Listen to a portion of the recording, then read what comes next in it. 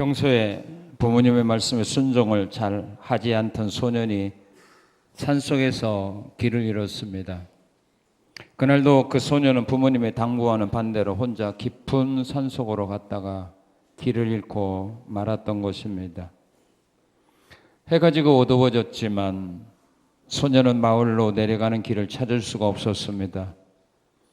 두려움과 후회가 소년을 덮쳐 있을 때 산을 지나가던 사람이 길 잃은 소년을 발견하게 되었습니다. 그 사람은 같은 마을에 살고 있는 아저씨였습니다. 아저씨는 소년에게 내가 내 집까지 데려다 줄 테니 나를 잘 따라오라고 말을 했습니다. 길을 잃은 소년은 아저씨의 말을 거스르는 일 없이 아저씨의 뒤를 따랐습니다. 집까지 데려다 준다는 아저씨의 말을 믿고 순종한 결과 무사히 집으로 돌아올 수 있었습니다. 이 소년에게 있어서 순종이 어려운 일이었을까요? 쉬운 일이었을까요?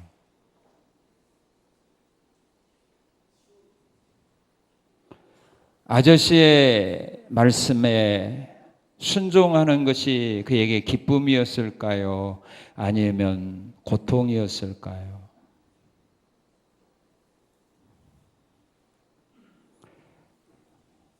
대부분의 사람들은 말씀을 듣고 순종하는 것이 어렵고 힘이 든다 그렇게 말들을 합니다.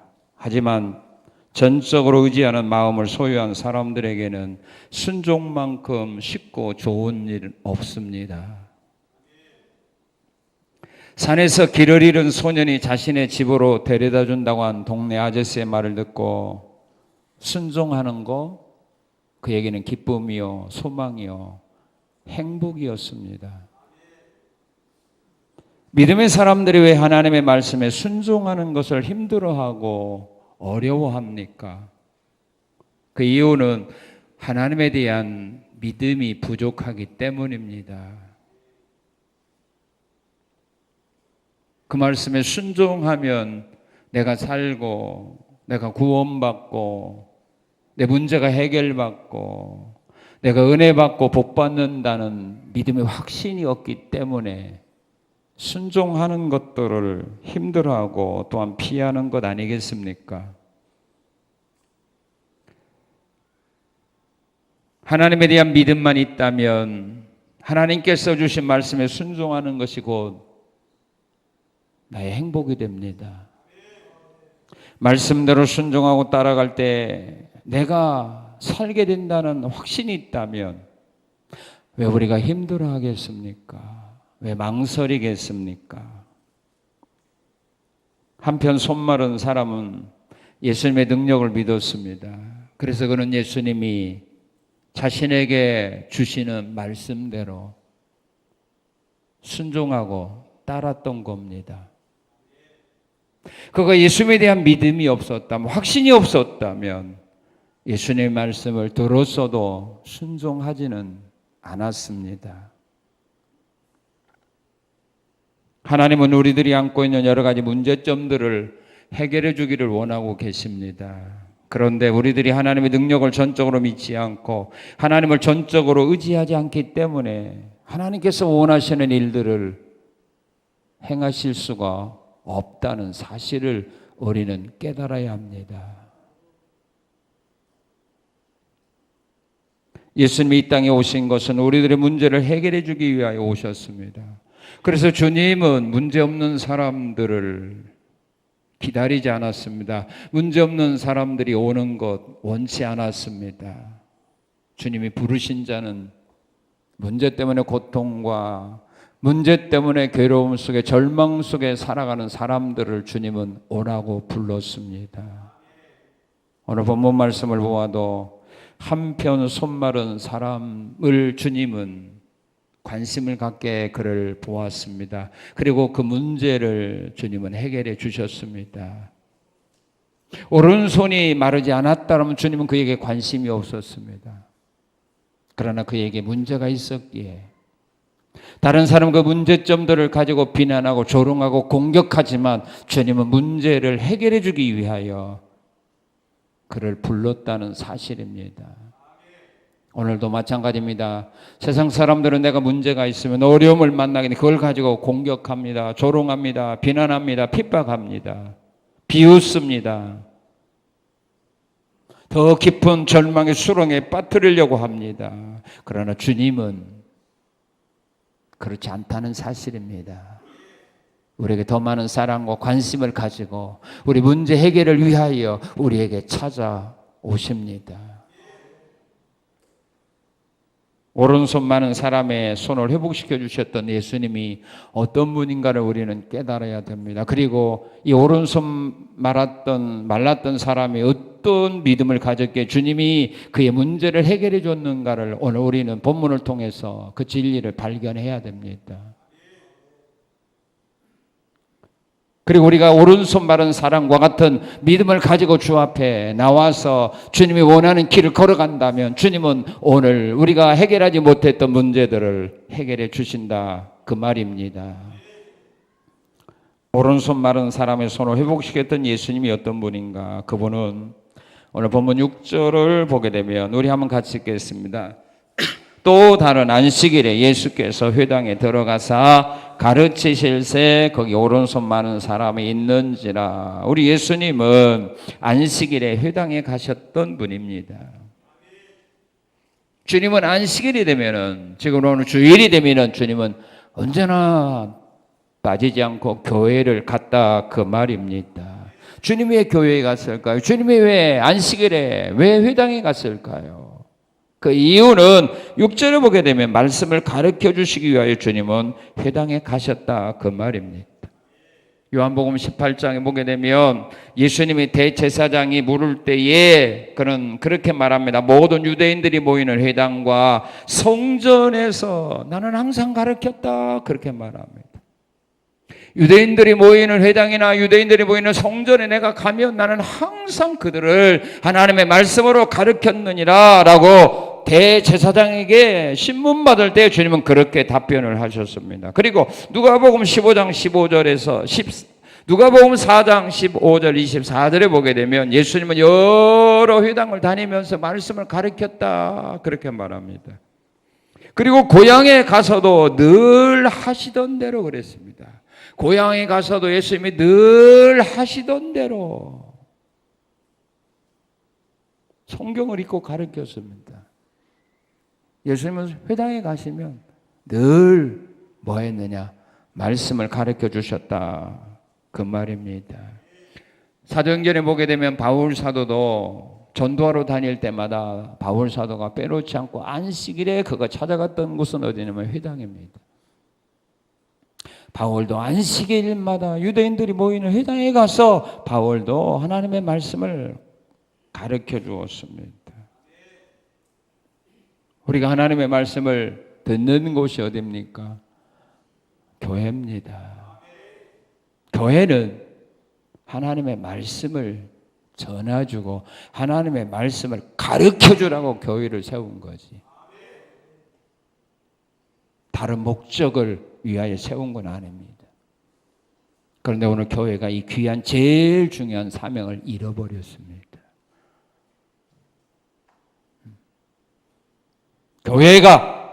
교회에 나오는 사람들에게 주어야 될 것이 뭐냐면 그 말씀입니다. 그들이 듣든지 듣지 아니하든지 싫어하든지 좋아하든지 그건 그 사람들 편이고 그 사람들이 사정이고 교회에서 할 일이 뭐냐? 교회의 사명자들이 해야 될 일은 뭐냐? 하나님의 말씀을 가르치고 전하는 겁니다.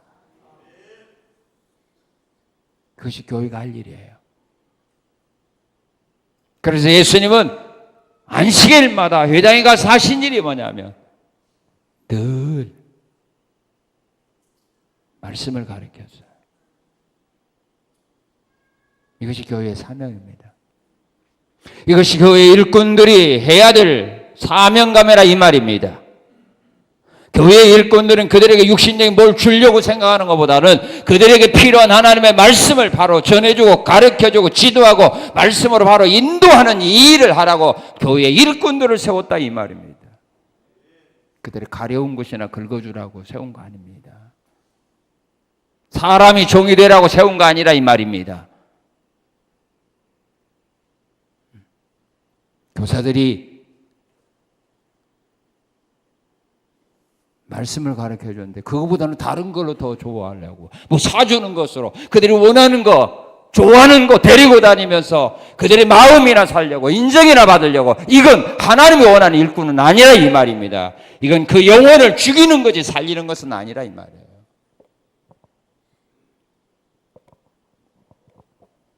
그리고 우리 예수님은 회당에 가서 하신 일이 뭐냐? 병을 고쳐줬습니다. 그 다음에 두 번째입니다. 영혼이 잘 되면 그랬습니다. 내 영혼이 잘 되면 내가 먼저 그 나라 의를 구하면 육의 것, 이 땅의 것 주마고 주님이 분명히 약속했습니다. 그래서 예수님은 언제나 먼저 영의 것을 먼저 해결해 줍니다. 그들의 죄의 문제를 먼저 해결해 줍니다. 그들의 영혼이 하나님 앞에 바로 서도록 먼저 가르쳐 준 후에 그들의 육의 문제를 해결해 준 겁니다. 그래야 이들이 세상으로 나가지 않는 겁니다. 영혼의 문제를 해결하지 않냐고 육의 문제를 해결해 주니까 그거 해결하면 교회를 떠나는 겁니다.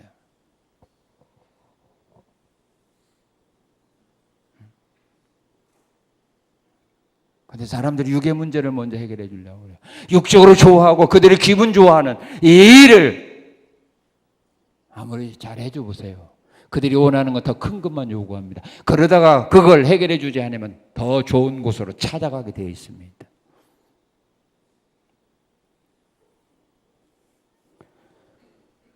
그래서 우리 예수님은 안식일에 회당에 들어가서 안식일에 교회에 나와 있는 회당에 나온 사람들의 문제점들을 해결해 줍니다. 왜 그랬을까요? 시편 128편 5절에 보면 하나님은 시온을 통해서 복을 주기 때문입니다. 하나님은 믿음의 사람들에게 복을 주는데 교회를 통해서 복을 주는 겁니다. 그래서 성도는 교회와의 관계가 잘 되어야 됩니다. 왜? 교회를 통해서 하나님은 우리에게 말씀도 주시고 교회를 통해서 하나님은 우리에게 은혜도 주시고 복도 주시고 교회가 하나님의 축복의 통로가 되는 겁니다. 시온에서 복을 명하셨다. 시온을 통하여 하나님은 이스라엘 민족에게 복을 주셨습니다. 그런데 그들이 이 교회를 통하여 성전과의 관계가 끊겨질 때 하나님은 그들을 버렸습니다. 성전이 성전으로서 역할을 제대로 감당하지 못했을 때 하나님은 성전을 버렸고 이스라엘 민족을 버렸습니다.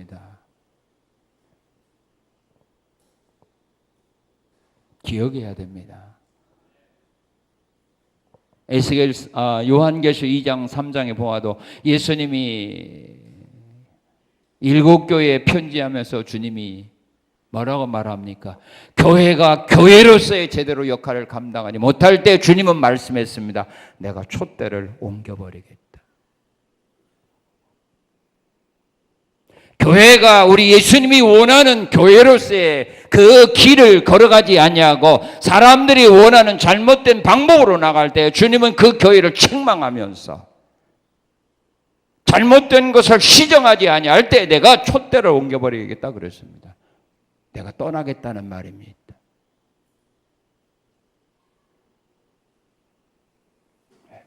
우리끼리 모여서 아무리 은혜가 넘치는 그런 가운데 신앙생활을 해도 주님이 떠나버리고 주님이 인정하지 않는 교회라면 끝나버린 겁니다. 교회는 우리가 원하는 교회를 만들면 안 됩니다. 내가 좋아하는 교회가 되어서도 안 됩니다. 우리 주님이 원하는 교회가 되어져야 합니다. 그래야 주님이 촛대를 옮기지 않기 때문입니다.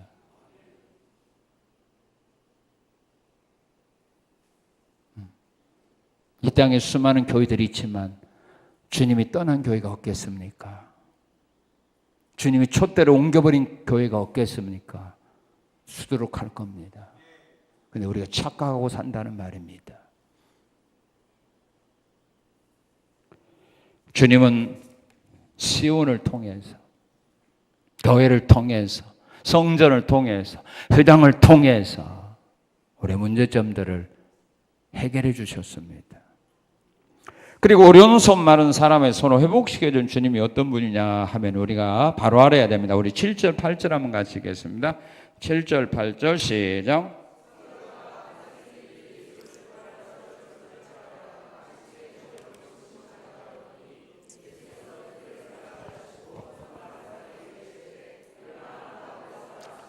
예, 예수님은 회당에 모인 사람들이 지금 어떤 생각을 하고 있는지 다 알고 있습니다. 지금 여러분들이 이 자리에 앉아있지만 지금 무슨 생각을 하고 있는지 주님은 다 알고 계십니다. 다른 사람은 몰라요. 나도 지금 모르겠어요. 무슨 생각하고 있는지. 그러나 주님은 다 알고 계십니다.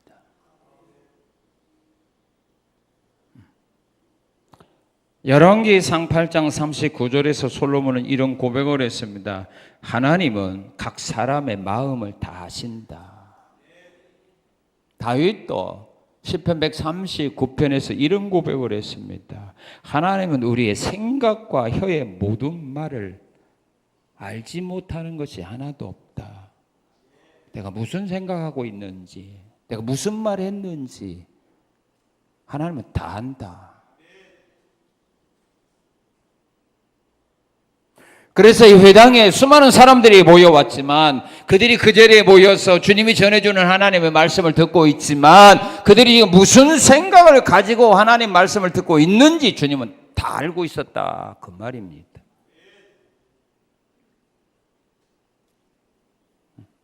7절을 보게 되면 말씀을 듣지 않고 문제점을 찾는 사람이 누군지 주님은 아셨습니다.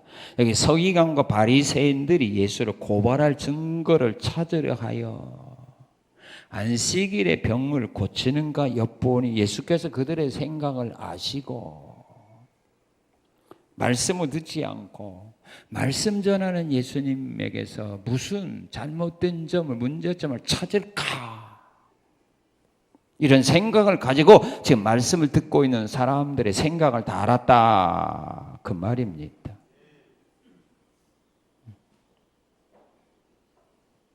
예수님은 우리가 지금 무슨 생각 가지고 말씀을 듣고 있는지 알고 계십니다. 뭘 잘못하는지, 무슨 문제점은 없는지, 이런 생각 가지고 말씀 듣는 사람을 주님은 아십니다. 사람들 중에 그런 사람이 있거든요. 설교 말씀 들으면서 문제점 찾으려고 하는 사람이 있거든요. 약점 찾으려고 하는 사람, 뭘 실수하는가. 이거 주님 다 아십니다. 그리고 우리 주님은 누구도 하느냐 하면은 자, 우리 8절, 10절 한번 같이 읽겠습니다. 예수께서 그들의 생각을 아시고 손 마른 사람에게 이르시되 일어나 한가운데 서라 하시니 그가 일어나 서거늘 예수께서 그들에게 이르시되 내가 너희에게 묻노니 안식일에 선을 행하는 것과 악을 행하는 것 생명을 구하는 것과 죽이는 것 어느 것이 옳으냐 하시며 무리를 들러보시고 그 사람에게 이르시되 내 손을 내미라 하시니 그가 그리하매 그 손이 회복된지라. 은혜를 사모하는 사람이 누군가 하시고 그 문제점을 해결해 줍니다. 똑같은 상황입니다. 똑같은 장소에서 주님이 주시는 말씀을 전할 때에 바리새인들, 서기관들은 예수님에서 문제점을 찾으려고 하는 생각을 가지고 말씀을 듣고 있고 이 한편 손 마른 사람은 은혜를 사모하면서 그 말씀을 듣고 있었던 겁니다. 만약에 이 손 마른 사람도 서기관들과 같이 예수님의 말씀에서 문제점을 찾으려고 하는 이런 생각을 가지고 비판적인 마음을 가지고 들었다면 주님이 그의 문제 해결해 주지 않죠.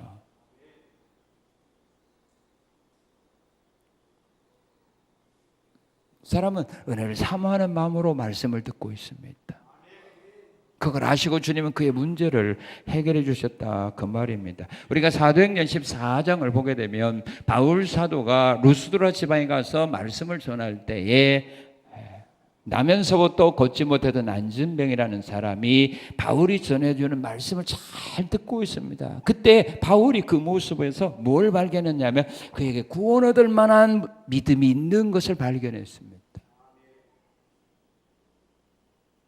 그럴 때 사도 바울은 그 안진뱅이의 병을 고쳐줍니다. 그에게 구원 얻을 만한 믿음이 있는 것을 보고,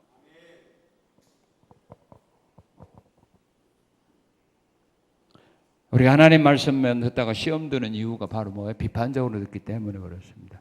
은혜를 받으려고 사모하는 마음으로, 우리가 그런 마음을 가지고 하나님 말씀을 들으면 우리 영혼의 문제 치료받습니다. 신앙의 문제 치료받습니다.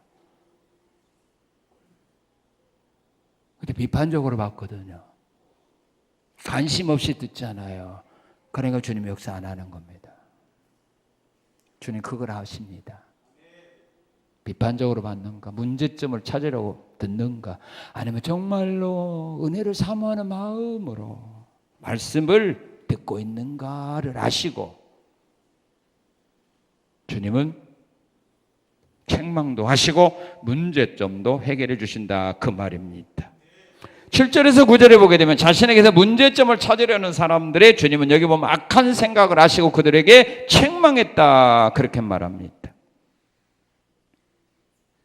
악한 생각을 가지고 하나님의 말씀 듣는 사람은 책망하시고, 은혜를 사모하는 마음을 가지고 하나님 말씀 듣는 사람은 문제를 해결해 주시고, 이게 다른 겁니다.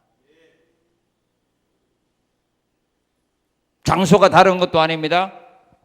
말씀의 내용이 다른 것도 아닙니다.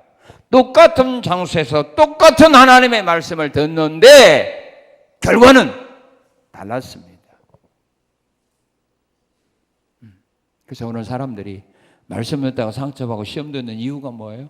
문제점을 찾으려고 하는 이런 마음으로 들으니까 주님이 책망한 증거입니다.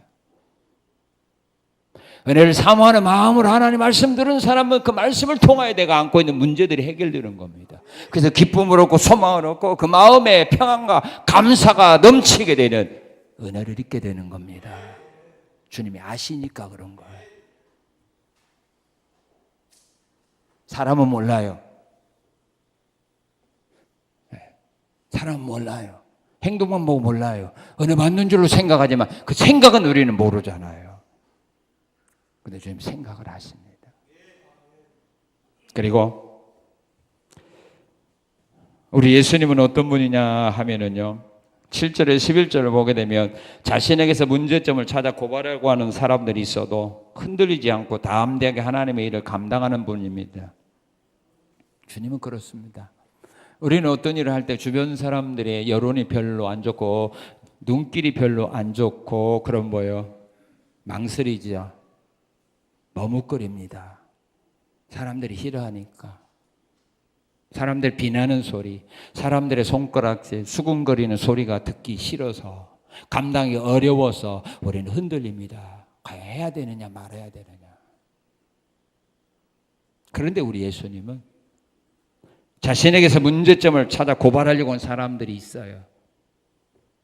그런데도 주님은 흔들림이 없이 담대하게 하나님의 자신에 주어진 일을 감당하고 있는 모습을 우리에게 보여줍니다. 그들이 예수님에게서 문제점을 찾아 고발하려고 했던 문제점이 뭐냐면 안식일을 지키는 문제입니다. 6절 7절에 보면 안식일 문제죠. 오늘 안식일인데 저 환자를 예수님이 고칠까 안 고칠까, 그런 마음을 가지고 지금 지켜보고 있는 걸 주님은 아셨습니다. 그런데도 주님 그 사람들을 의식해서 이를 포기하지 않았습니다. 하셨습니다. 그리고 요한복음 8장에 보게 되면 율법을 지키는 문제로 고발하려고 하는 사람들이 있는 것을 아시면서도 주님은 담대하게 일하십니다.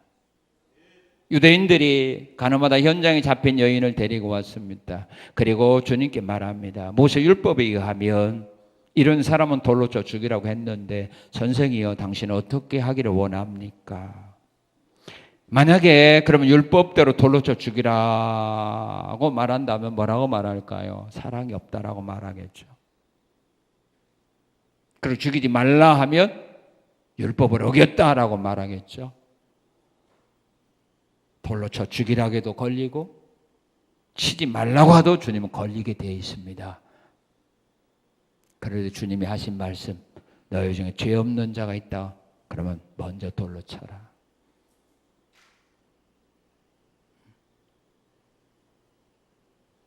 또한 가이사에게 세금 바치는 문제로 고발하려고 하는 그런 사실을 알면서도 주님은 물러서지 않고 일을 합니다.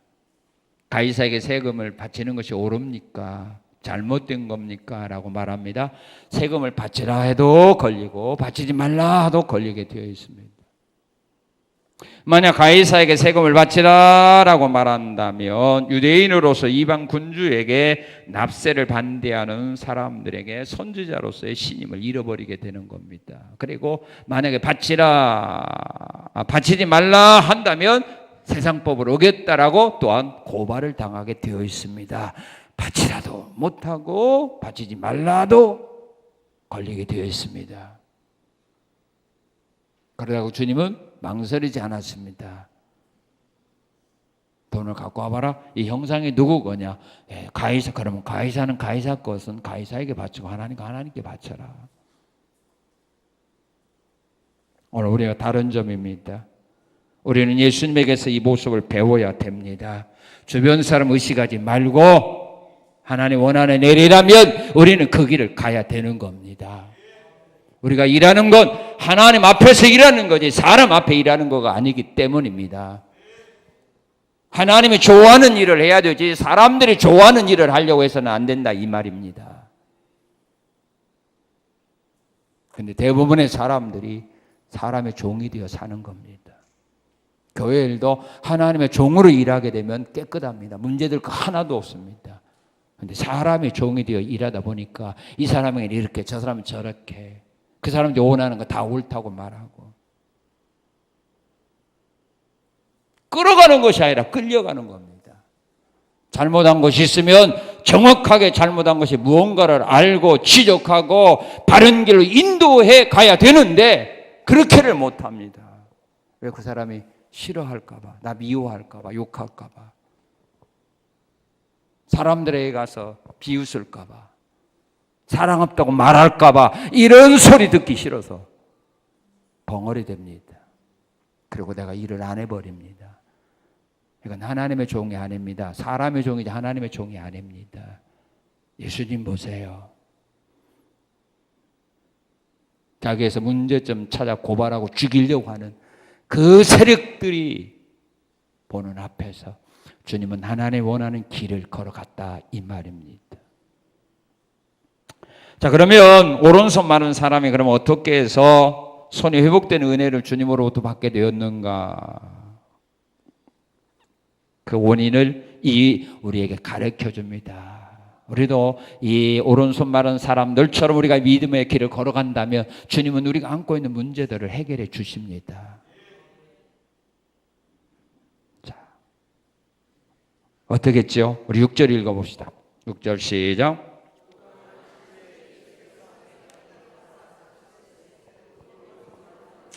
예, 이 사람 안식일 날 어디 갔나요? 시장에 갔나요? 산에 갔나요? 병원에 갔나요? 친구 만나러 갔나요? 어디 갔습니까? 회당에 갔습니다. 안식일 날 회당에 갔습니다. 지금 그러면 교회 왔다 이 말이죠. 그러면 회당은 뭐 하는 곳이었느냐 하면은요. 원래 회당은 없었습니다. 그런데 이스라엘 민족이 바벨론 나라의 포로로 끌려갔습니다. 예루살렘 성전이 무너졌습니다. 그들은 언제나 성전에 모여서 예배하고 찬양하고 또 하나님의 말씀 듣고 제사드렸는데 그 성전이 무너져 버렸습니다. 그러자 그들이 그 바벨론 포로 생활을 하면서 그들이 그곳에서 바로 회당을 만들어서 같이 모여게 되었다. 그렇게 말합니다. 바벨론 포로 생활을 하면서 이대로 무너질 수는 없지 않습니까? 그러니까 자기들끼리 모여서 기도하고 찬양하고 말씀 듣고 이런 기회에서 모였던 곳이 바로 회당제도입니다. 그래서 이 회당에서는 무엇을 하느냐? 제사는 못 드립니다. 제사는 어디서만 드리게 되어 있죠? 성전에서만 드렸기 때문에 이 회당에서 제사는 못 드리지만 무슨 일을 할 수 있었느냐 하면 기도합니다. 그래서 마태복음 6장 6절에서 예수님이 6장 5절에서 예수님 그런 말을 합니다. 너희는 기도할 때 의식하는 자와 같이 하지 말아라. 그들은 사람에게 보이려고 회당과 큰 거리 어귀에 서서 기도하기를 좋아한다. 회당에서는 기도했습니다. 사람들이 모여서 기도하기 위해서 회당에 모였습니다. 그리고 회당에서는 무슨 일을 했느냐 하면은 하나님의 말씀을 들었습니다. 예수님이 회당에 가서 하나님의 말씀을 전했거든요. 그러니까 일반 사람들은 회당에 가서 하나님의 말씀을 듣게 됩니다. 그래서 회당은 기도할 수 있고 말씀을 들을 수 있는 곳이 바로 회당이었습니다. 사도행전 13장에 보게 되면 비시디아 안디옥에서 안식일에 바울 사도가 회당에 들어가서 하나님의 말씀을 들을 때에 거기에 보면 영생을 주기로 작정된 사람들이 다 믿더라. 그렇게 기록하고 있습니다. 사도 바울이 안식일에 회당에 가서 하나님의 말씀을 전할 때에 그 말씀을 들었던 사람들 가운데서 누가 예수를 믿었느냐 하면 영생을 주기로 작정된 사람들은 다 믿었더라 그랬어요. 그래서 하나님의 말씀을 들으면서 누가 은혜 받느냐? 하나님의 은혜 주기로 작정된 사람은 은혜 받게 돼 있어요. 하나님의 말씀을 전해도 누가 그 말씀을 믿고 그대로 순종하고 그대로 살아감으로 말씀이 약속한 구원을 받느냐 하면 은혜 주기로 작정된 사람이라 이 말이에요. 누구나 다 아니거든요. 그래서 우리의 사명은 뭐냐? 하나님의 말씀을 전하는 자의 사명은 뭐냐? 그냥 전하는 겁니다. 전하면 똑같은 말씀이라도 하나님의 은혜 주기로 작정된 사람은 그 말씀을 듣고 은혜 받는 거고 그렇지 못한 사람은 시험 들게 돼 있어요. 그래서 하나님이 하나님의 사람들에게 말씀을 주면서 그들에게 원하는 건 하나입니다. 그들이 듣든지 아니 듣든지 너는 내가 너에게 준 말을 가서 가감하지 그대로 전하라 이 말입니다. 우리는 우리가 할 일만 제대로 하면 되는 겁니다. 그러면 하나님이 할 일은 하나님 알아서 하는 겁니다. 내가 사람들 은혜 그치기 위해서 그들이 은혜 받는 거 아닙니다. 그래서 회당에서는 하나님의 말씀을 듣는 곳입니다. 그리고 또한 마태복음 10장 17절에 보게 되면 회당에서는 무슨 일이 있었느냐면 종교적인 재판들을 합니다. 그래서 잘못된 사람들은 회당에서 채찍질을 당하게 되어 있습니다. 사도 바울도 그런 고백을 했습니다. 내가 유대인의 회당에서 많은 사람들에게 내가 형벌을 가했다. 종교적인 재판을 해서 잘못된 사람들에게 형벌을 가하는 곳이 바로 회당이었습니다. 사람들이 모여서 기도하고 말씀 듣고 또한 잘못된 일들에 대하여 재판하는 곳이 회당이었습니다. 이 한편 손마른 사람은 바로 안식일에 회당에 나와서 주님이 전해주시는 말씀을 들었던 겁니다. 그리고 그는 예수님이 전해주시는 말씀을 은혜로 받기 위해서 들었기 때문입니다. 유대인들처럼 서기관들처럼 문제점을 찾기 위해서 들었다면 이런 은혜가 임하지 않았습니다. 우리는 하나님의 교회에 와서 하나님의 말씀을 들어야 합니다. 믿습니까? 왜 하나님의 말씀을 들어야 됩니까? 하나님의 말씀은 진리이기 때문입니다. 예수님 말씀했습니다. 아버지의 말씀은 진리라고. 하나님의 말씀은 천지가 변해도 변함이 없다고. 천지가 없어진다 할지라도 하나님의 말씀은 절대로 없어지지 아니하고 그대로 이루어지는 진리라고. 주님은 그렇게 확신했습니다. 오늘 우리에게도 이런 믿음이 있어야 됩니다. 하나님의 말씀은 진리다고. 진리는 변화가 없는 것을 진리라고 말합니다. 진리는 변하지 않는 겁니다. 그리고 하나님의 말씀을 왜 들어야 되느냐? 하나님의 말씀은 영생의 말씀이기 때문입니다. 요한복음 12장 50절에서 예수님은 이런 고백을 합니다. 나는 그의 명령이 영생인 줄 안다. 주님은 하나님의 말씀이 영생인 줄 알고 믿었습니다. 보리떡을 얻기 위하여 수많은 사람들이 예수님께 찾아왔습니다. 그때 예수님은 그들이 원하는 보리떡 주지 않고 생명의 떡을 줍니다. 나는 하늘로부터 내려온 생명의 떡이니 나를 먹고 마시는 자는 영생할 거다라고 말할 때 수많은 사람들은 그렇게 수근수근하면서 떠납니다. 어렵다고. 주님의 말씀이 너무 어렵다고. 오늘 보니까 오늘은 어제처럼 보리떡 안 줄 것 같다고. 그래서 다 떠나가 버렸습니다. 그때 예수님이 제자들에게 말합니다. 너희도 가려면 가라. 그때 베드로 사도 하신 말씀, 주여 영생의 말씀이 있는데 우리가 어디로 갑니까? 저들은 보리떡을 얻어먹기 위하여 나왔다가 주님 보리떡 안 주니까 떠나갔지만 우리가 여기에 머물러 있는 것은 보리떡이 아니라 영생의 떡입니다. 주님의 말씀이 영생의 말씀인데 우리가 왜 갑니까? 이거 진짜 신자인 거예요. 우리가 하나님 앞에 나와서 말씀 듣는 이유가 뭡니까? 그 말씀이 바로 진리요. 그 말씀이 바로 영생의 말씀이기 때문입니다. 이런 확신이 있는 사람들은 고통이 오고 죽음이 와도 주님을 배신하지 않습니다. 그런데 이런 믿음이 없는 사람들은 자기가 원하는 거 교회가 안 준다고 시험 들고 낙심하고 떠나고 예수 안 믿는 겁니다. 이건 우리가 잘못 가르쳐준 겁니다. 하나님의 말씀은 영생의 말씀입니다. 우리의 영혼을 구원하는 것은 하나님 말씀이 다른 말씀 없습니다. 이 세상에 아무리 훌륭한 학자의 말이라도 우리의 영혼을 살리는 말은 아닙니다. 공자의 말도 석가의 말도 위대하고 지혜롭지만 그 말이 우리의 영혼을 살리는 말은 아니라 이 말입니다. 우리에게 생명을 주는 말씀은 하나님의 말씀 이외에 다른 말씀은 없는 줄로 믿습니다. 그래서 우리가 하나님의 말씀을 들어야 되는 겁니다. 그래야 우리의 영혼이 살기 때문입니다. 그리고 하나님의 말씀은 살아있는 말씀이기 때문입니다.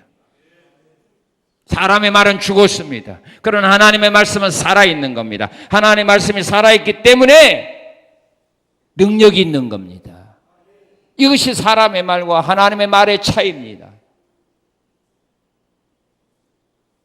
하나님의 말씀은 살았어요. 성경도 말합니다. 죽은 사자보다는 개가 낫다고. 사자가 살아있을 때는 동물의 왕이지만 죽은 사자 아무것도 못해요. 차라리 강아지 새끼가 죽은 사자보다는 나아요. 하나님의 말씀은 살아있는 말이에요. 세상 성인들이 아무리 위대한 말도 죽은 거예요. 그러나 성경의 말씀은 살아있어요. 그래서 능력이 있다 이 말입니다. 그래서 우리의 문제를 해결한다 이 말입니다. 우리에게 기쁨을 주고 즐거움을 주고 행복을 주고 우리에게 복을 주는 겁니다. 왜? 살아있으니까. 하나님의 말씀은 살아있기 때문에 어제 들었던 거나 오늘 들었던 말씀이 똑같은 말씀인데도 내게 오는 은혜가 다른 겁니다. 움직이니까. 죽은 사람은 놈은 그냥 그 자리에 있습니다. 살아있는 아이 잠자리에 누워놓아도 어때요? 움직이잖아요. 살아있다는 증거입니다. 아이들 방이 엄마가 청소해 놓으면 정리해 놓으면 며칠 갑니까? 며칠 가요? 며칠 가요? 1시간도 못 가죠? 좋은 거예요, 나쁜 거예요? 좋은 거예요, 나쁜 거예요? 살아있다는 증거예요. 아이가 죽었으면 1년, 2년, 10년, 100년 가요. 엄마가 청소하고 정리해 놓은 거 그대로 있어요. 죽어 있으면. 그게 살아있다는 증거예요. 여기다 책을 꼽았는데 여기가 있어. 왜? 아이가 살아있으니까 옮긴 거예요. 좋은 건데 왜 그걸 싫어해요? 병들어 있어도 마찬가지야. 그대로 있어요. 그거 좋아요? 살아있다는 증거인데. 하나님 말씀은 살아있는 거예요. 그게 똑같이 하나님 말씀을 들어도 똑같이 읽어도 똑같이 묵상해도 어제 왔던 은혜, 오늘 온 은혜가 다르잖아요. 살아서 움직이니까. 그리고 하나님의 말씀을 왜 들어야 되느냐? 하나님 말씀을 들어야 믿음이 성장하기 때문입니다. 로마서 10장 17절에 믿음은 들음에서 나며 들음은 그리스도의 말씀을 들어야 돼요. 우리의 믿음의 성장은 말씀을 들어야 돼요. 누구 말이에요? 사람의 말이 아니에요. 하나님의 말씀. 그 말씀을 들으면 우리의 믿음이 성장하는 겁니다. 베드로전서 2장 2절에 사도 베드로는 말합니다. 갓난아이와 같이 순전하고 신령한 젖을 사모하라. 이는 그로 말미암아 너희를 구원에 이르도록 자라게 하리 함이라. 하나님의 말씀을 들어야 먹어야 우리의 영혼이 자라난다 이 말입니다. 건강한 사람 밥을 잘 먹어야 돼요. 그래야 튼튼하게 성장해요. 그런데 안 먹으면 비실비실해요. 우리 신앙도 마찬가지입니다. 하나님의 말씀을 잘 먹으면 건강에 성장하는데 안 먹으면 병들어요. 힘이 없어요. 병든 증거가 뭐예요? 밥맛 입맛 떨어지죠. 우리 집사님 혼자네.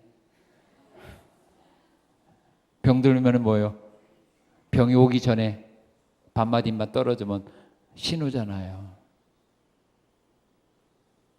그러다가 입맛 찾으면 밥맛 찾으면 건강 회복한 징조예요. 여러분들이 말씀 듣기 싫죠? 은혜가 안 되죠? 병들 징조예요. 그러다가 말씀을 듣는 귀가 열리거든요. 뭔가 은혜가 되고 깨달음이 있죠? 영혼이 회복할 징조예요. 그 괜히 은혜가 안 되고 목사 서울고 은혜가 안 된다고 말하지 말아요. 여러분 집에 밥 어제나 오늘에 똑같은 밥 아니에요, 그죠? 근데 어제는 꿀말이 있는데 오늘은 모래 씹는 것 같아요. 그럼 밥이 잘못됐어요, 반찬이 잘못돼서 내 입이 잘못된 거예요. 근데 왜 반찬 투정해요? 어제는 은혜가 됐는데 오늘은 은혜가 안 돼. 왜 설교 탓해요? 여러분들이 병들었다고 탓하지. 알았어요? 네, 탓하지 마요. 괜히 밥 타령한다고.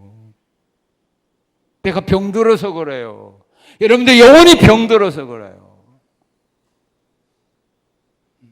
건강한 사람은요, 찬밥 더운 밥 따지지 않아요. 밥솥이 잘못돼가고 김 빠져갖고 서른 밥 돼도요, 건강한 사람은 오히려 더 맛있게 먹어요. 왜? 오래 씹으니까 침이 많이 나오잖아요. 병든 사람 그거 줬다는 당장 배 아파가지고 병원 가야 돼요. 자, 하나님의 말씀을 우리가 들어야 됩니다. 그래야 우리의 믿음이 성장하기 때문입니다. 그리고 하나님의 예수님이 자신에게 주신 말씀대로 이 한편 손마른 사람을 순종했습니다. 어떻게 순종했습니까? 우리 8절 한번 읽겠습니다. 8절 시작.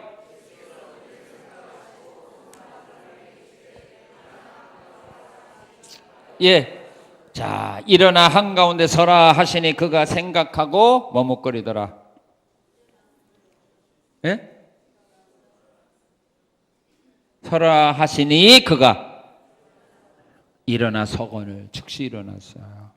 하나님의 말씀은요, 생각하고 순종하려면 50대 50입니다. 하나님의 말씀이라면 바로 순종하는 거예요. 아브라함도 하나님 말씀 바로 순종했어요. 베드로도 너나 따라와 내가 사람 낚는 어머가 되게 하리라 할 때 배와 그물을 다 버리고 그냥 따라갔어요. 세관에 앉아있던 마태에게 너나 따라라 라고 말할 때 세금마다 돈 그대로 놓고 예수님 따라갔어요. 만약에 정리하고 뭐 사람 만나서 상담하고 그런 뭐 대부분의 사람들은 뭐라 할까요? 그런 좋은 직장 놔두고 왜 따라가려고 그래? 저 예수 아무것도 없더라. 빈털털이더라. 너 따라가면 뭐 앞으로 어떻게 살아갈래? 안 돼요. 주의 말씀은 즉시 순종하고 보는 거예요. 먼저 순종하고 그다음 나중에 생각하는 거예요. 근데 이미 엎질러진 물이니까 돌이킬 수 없잖아요. 성경에 나타나는 믿음의 사람들의 특징이 보세요. 순종한 사람 뭐냐? 말씀 떨어지자마자 했지. 그걸 가지고 뭐 기도해보고 사람들이 가서 상담해보고 그런 일 없어요. 자, 그 다음에 어떻게 순종했나요? 8절 10절에 보게 되면, 자, 8절. 자, 우리 일어나라고 일어났죠? 우리 9절 10절 한번 읽어봅시다. 시작. 예수께서 그들에게 이르시되 내가 너에게 묻노니 안식일에 선을 행하는 것과 악을 행하는 것, 생명을 구하는 것과 죽이는 것 어느 것이 옳으냐 하시며 무리를 둘러보시고 그 사람에게 이르시되 내 손을 내밀라. 어떻게 순종했습니까? 순종하는 사람은 필요한 것 하나 있어. 뭐예요? 인내가 필요해요. 우리가 순종하면 금방 뭐가 될 것 같이 생각하니까 문제입니다. 그럼 얼마나 좋아요. 오히려 말씀에 순종하고 나가게 되면요, 순종하지 아니한 것보다 내게 더 고통과 아픔이 따른다는 걸 기억해야 합니다.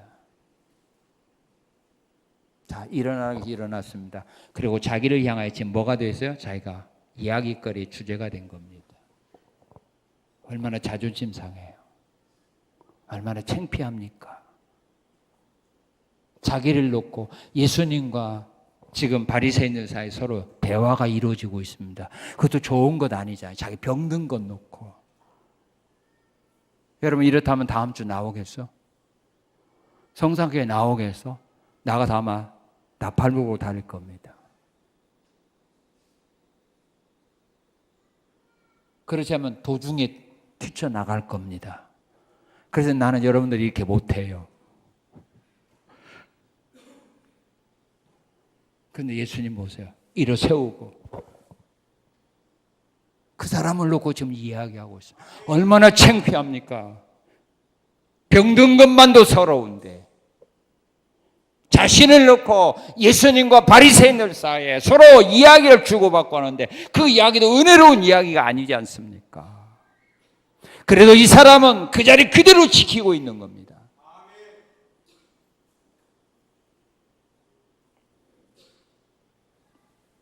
그래서 예수님은 씨 뿌리는 비유 가운데 하나님의 말씀 가운데 열매 맺은 말씀이 어떤 말씀이냐? 옥토인데 그 옥토에 뿌려진 씨앗이 열매 맺는데 어떻게 열매 맺었다고 했습니까? 오래 참음으로 그랬다.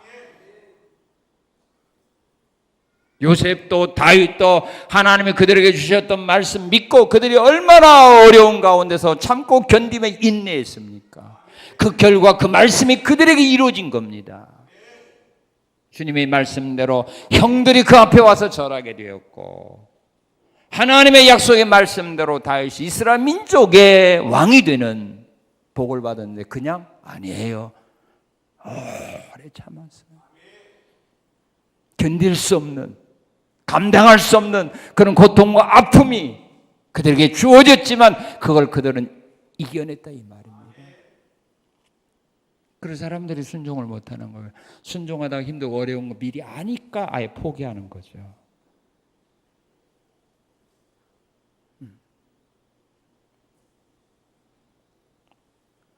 인내가 필요합니다.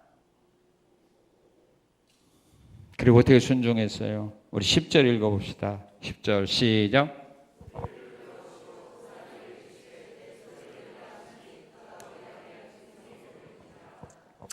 자, 우리가 하나님의 말씀을 들어도 순종 못하는 이유가 하나 있죠. 왜 못합니까? 나는 그 말씀대로 살 수 없다. 그럴 실력이, 능력이, 경험이 나에게는 없다라고 본인이 아니까 우리가 순종을 거절하는 겁니다. 그리고 할 수 있다라고 하는 생각이 있고 그럴 능력이 본인이 있다라고 생각할 때는 망설이지 않고 제가 하겠습니다 라고 결정합니다. 이게 잘못된 거죠. 이 사람은 예수님께서 주신 말씀대로 순종할 수 없는 자신임을 알았어요, 몰랐어요? 주님의 말씀에 이 사람이 순종할 수 있는 사람이에요? 순종할 수 없는 사람이에요? 있는 사람이 없는 사람이에요? 없는 사람인 줄 알면서도 주님이 손 내밀라 하니까 손 내미는 거예요. 손이 말라붙었는데 어떻게 자기가 손을 내밉니까? 이 사람은 절대로 못합니다. 그걸 자기 자신도 압니다. 그런데 주님이 그에게 명령하는 겁니다. 내 손을 내밀라고. 그럴 때 나 같으면 뭐라고, 우리 같으면, 주님, 손이 말라서 안 돼요. 누구는 내밀기 싫어서 안 내면 줄 아세요? 주님도 아시잖아요. 손이 말라서 필 수가 없어요. 우린 그렇게 말할 겁니다. 근데 이 환자는 손을 내밀할 때 그냥 내미는 거예요. 이게 순종이에요.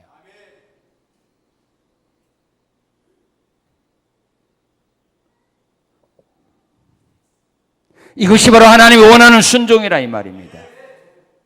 하나님의 말씀이면 그대로 믿고 행하라는 겁니다. 그럴 때 하나님이 역사한다는 말입니다. 요한복음 5장에 보면 베데스다 연못가에 38년 된 환자, 주님이 찾아가서 말합니다. 너 낫고자 하느냐? 예, 그렇습니다. 근데 나를 물속에 데려다 주는 자가 없어도 못한. 그래? 그러면 내 일어나 내 침상을 가지고 가. 이 사람이 그거 할 수 있는 일입니까? 자기가 일어나서 자기 침상 가지고 갈 수 있는 그런 건강이 있는 사람입니까? 일어날 수 없는 사람이에요. 침상 들을 수 없는 사람이에요. 그걸 본인이 알아요. 주변 사람도 알아요. 근데 주님이 그에게 내린 명령은 일어나서 네 침상 가지고 가라는 겁니다. 그럴 때 그걸 받아들인 겁니다. 그럴 때 그대로 되도록 주님이 역사한 겁니다. 말씀대로 되도록 역사한 겁니다. 주의 주신 말씀을 들었으면 그대로 되려는 믿음을 가지고 발을 내디디라 이 말입니다. 그럴 때 주님의 말씀대로 이루어지도록 역사하고 기적을 일으켜준다 이 말입니다. 내가 그런 실력과 능력을 가질 때까지 기다리는 것이 아니라 말씀이 주어지면 행하는 겁니다. 그때 주님이 역사하는 겁니다. 이게 바로 이 오른손 마른 사람이 주님의 능력으로 치유받는 씨앗이 된 겁니다. 오늘 우리에게 필요한 건 이겁니다. 교회 와서 말씀도 잘 들어요. 하나님 말씀 있는 것도 알아요. 능력 있는 것도 알아요. 그대로 것도 알아요. 그런데 순종을 안 해요. 그러니 죽은 믿음이죠. 이 믿음들을 회복하셔서 하나님 여러분들을 주시는 모든 말씀 그대로 되는 믿음을 가지고 순종하시고 그 길이 나갈 때 힘들고 어려운 일이 말씀과 전에 반대되는 그런 현상들이 일어날 수 있어요. 그건 좋은 징조예요. 참고 견디고 인내함으로 하나님이 여러분들 주시는 모든 말씀들이 여러분의 삶 속에 열매 맺고 그 은혜와 사랑과 복을 받아 누리는 이 귀하고 아름다운 신앙의 삶을 향하여 힘차게 앞으로 전진해 나가는 우리 성산의 성도들이 되시기를 주님의 이름으로 축원합니다. 감사합니다. 감사합니다. 주님 감사합니다. 오늘도 우리에게 말씀 주셔서 감사합니다. 하나님의 말씀은 진리입니다. 영생의 말씀입니다. 살아있는 말씀입니다. 이 말씀 듣고 우리의 믿음